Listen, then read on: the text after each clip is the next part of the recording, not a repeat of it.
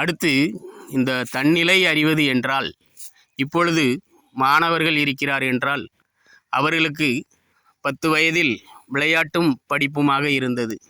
ஒரு 18 வயதில் முக்கியமான படிப்பும் அதனுடைய துறையும் தேவைப்பட்டது. ஆனால் அவர்கள் இந்த காலகட்டத்தில் உள்ள கதைகளையும் காதல் என்கிற ஒரு மாய சூழ்ச்சியையும் உருவாக்கி அவர்களை தன் நிலையை அறிய விடாமல் கெடுத்து அவர்கள் படிப்பிற்கு இடைஞ்சல் செய்து சினிமா மூலம் இப்படி அத்தனையையும் அவன் எந்த துறையிலும் முன்னேறாதவாறு கெடுப்பது தான் தன்னிலையை அறிவதை கெடுப்பது.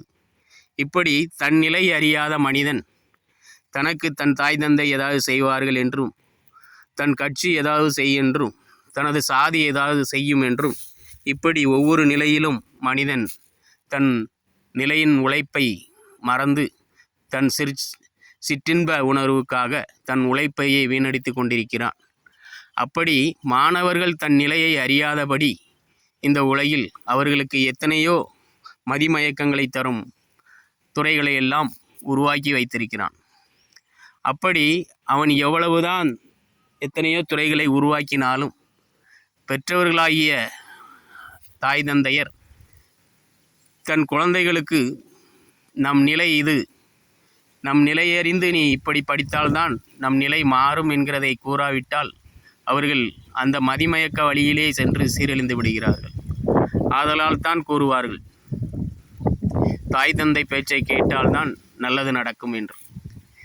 அப்படி தாய் தந்தை தன் நிலையை அறிந்தால்தான் தன் மகனின் வழியை அவர்களால் நடத்த முடியும். அவர்களோ போதைக்கும் அவர்களுடைய சுயலாபத்துக்காகவும் எத்தனையோ குழந்தைகளை பெற்றுவிட்டு அவர்களுக்கு தேவையான சேவைகளை செய்ய முடியாமல் ஆடம்பரத்திலும் விட்டுவிட்டார்கள் என்றால் அவர்களாலும் தன் நிலையை அறிய முடியாது. இப்படி இந்த ஒவ்வொரு பாதையாக, அதாவது மனிதனுக்கு தேவைப்படும் ஒவ்வொரு பாதையையும் மதிநிலை மூலம், மதிமயக்கம் மூலம் மனிதனை அவன் நிலையை அறிய விடாமல் இந்த சாதி சமய அரசாங்கம் ஆட்சியாளர் மூலம் இந்த உலகம் அவனை சிற்றின்பம் மூலம் மதிமயக்கி வைத்து கொண்டிருக்கிறது. ஆதலால் தான் ஐயா, தன்னை அறிந்ததுண்டால் தலைவனை நீ அறிவாய் என் மகனே அப்படி என்கிற ஒரு உயர்ந்த கருத்துடைய வாசகத்தை ஐயா வைத்திருக்கிறார்.